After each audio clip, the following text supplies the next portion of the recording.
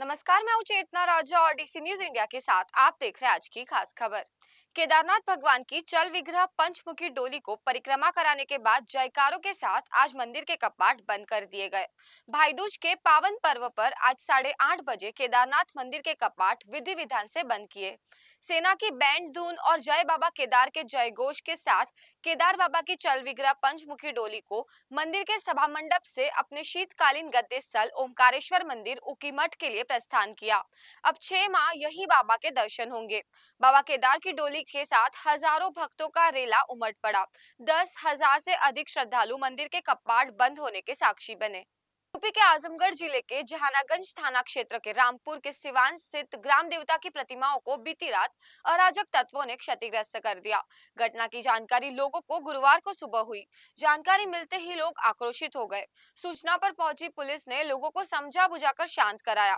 गुरुवार की सुबह जब ग्रामीण टहलने के लिए निकले तो उन्हें घटना की जानकारी मिली। धीरे धीरे मौके पर काफी संख्या में ग्रामीण जुट गए और इनमें रोष फैल गया। मलेशिया में होने वाले आसियान शिखर सम्मेलन में पीएम मोदी नहीं जाएंगे, बल्कि वो इस सम्मेलन में वर्चुअली शामिल होंगे। इस बात के सुर्खियों में आने के साथ ही कांग्रेस ने भी पीएम मोदी पर जमकर निशाना साधा है। पार्टी का कहना है कि पीएम मोदी अमेरिका के राष्ट्रपति डोनाल्ड ट्रंप से बचना चाहते हैं, इसीलिए वे इस सम्मेलन में नहीं जा रहे हैं।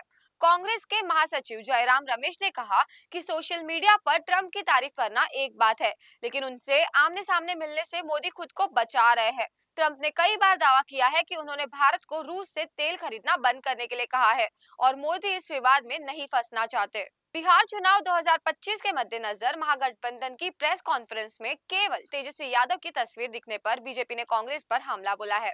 बीजेपी प्रवक्ता शहजाद पूनावाला ने कांग्रेस और राहुल गांधी का सम्मान चोरी होने का आरोप लगाया है। उन्होंने पूछा कि क्या तेजस्वी ने कांग्रेस को उसकी जगह दिखा दी है। इस घटना से महागठबंधन में दरार की आशंका जताई जा रही है। बीजेपी के प्रवक्ता शहजाद पूनावाला ने इस पूरे मुद्दे पर एक्स पर पोस्ट करते हुए कांग्रेस पर निशाना साधा। उन्होंने लिखा कि संयुक्त प्रेस कॉन्फ्रेंस, लेकिन केवल एक ही तस्वीर, राहुल गांधी और कांग्रेस का सम्मान चोरी, कांग्रेस और राहुल को उनकी जगह दिखा दी। पूनावाला ने सम्मान चोरी का जिक्र कर राहुल गांधी के वोट चोरी अभियान पर तंज कसा है। राहुल ने चुनाव आयोग पर बीजेपी के साथ मिलकर चुनावी अनियमितताओं का आरोप लगाया था। शीत ऋतु के आगमन के साथ ही रामलला के दर्शन के समय में भी बदलाव कर दिया गया है। बृहस्पतिवार से श्रद्धालुओं को राम मंदिर में सुबह 7 बजे से रामलला के दर्शन होंगे। मंदिर में दर्शन रात 9 बजे तक जारी रहेंगे। रामलला की आरती के समय में भी बदलाव किया गया है। दोपहर में आरती व भोग के लिए 1 घंटे तक मंदिर के पट बंद रहेंगे। रामलला की मंगला आरती जो अब तक सुबह 4 बजे होती थी, अब वो 4:30 बजे होगी। साथ ही रामलला की श्रृंगार आरती सुबह 6 बजे के बजाय अब 6:30 बजे होगी। दर्शन अब तक सुबह 6:30 बजे से शुरू होते थे, वो अब सुबह 7 बजे से शुरू होंगे। पेरिस के विश्व प्रसिद्ध लूव्र संग्रहालय में दिन दहाड़े हुई एक सनसनीखेज चोरी ने फ्रांस को झकझोर कर रख दिया।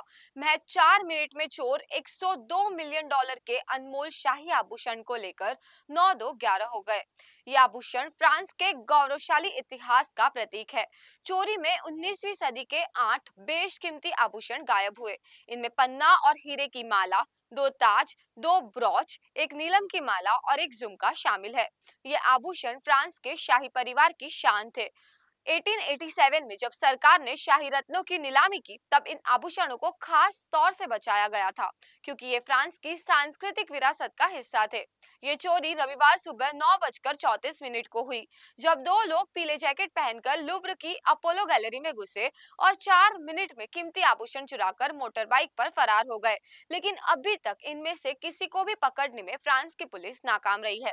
विशेषज्ञों का मानना है कि इन्हें पकड़ने में जितनी देरी होगी, आभूषणों को वापस बरामद करना उतना ही नामुमकिन होता जाएगा, क्योंकि इन सारे आभूषणों को अलग-अलग कर टुकड़ों में बेचा जा सकता है। नॉर्थ ईस्ट फ्रंटियर रेलवे के अलीपुरद्वार डिवीजन में सलाकाटी और कोकराझार स्टेशन के बीच रेलवे ट्रैक पर गुरुवार को एक संदिग्ध धमाके की खबर सामने आई है। बताया जा रहा है कि यह धमाका रात 1 बजे के करीब हुआ। इस हादसे के कारण 8 से 10 ट्रेनें लेट हो गई। अधिकारियों ने बताया कि सुबह 5:25 को इसे ठीक कर दिया गया और सुबह 5:30 बजे सामान्य ट्रेन सेवा फिर से शुरू हुई। वहीं सेक्शन में पेट्रोलिंग बढ़ा दी गई है।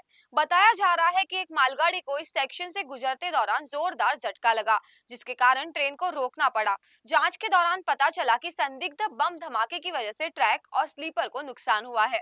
राज्य पुलिस, आरपीएफ और इंटेलिजेंस के अधिकारी इस पूरे मामले की जांच कर रहे हैं। तो ये थी अब तक की खास खबरें। ऐसी देश दुनिया की खबरों के लिए देखते रहे डीसी न्यूज इंडिया।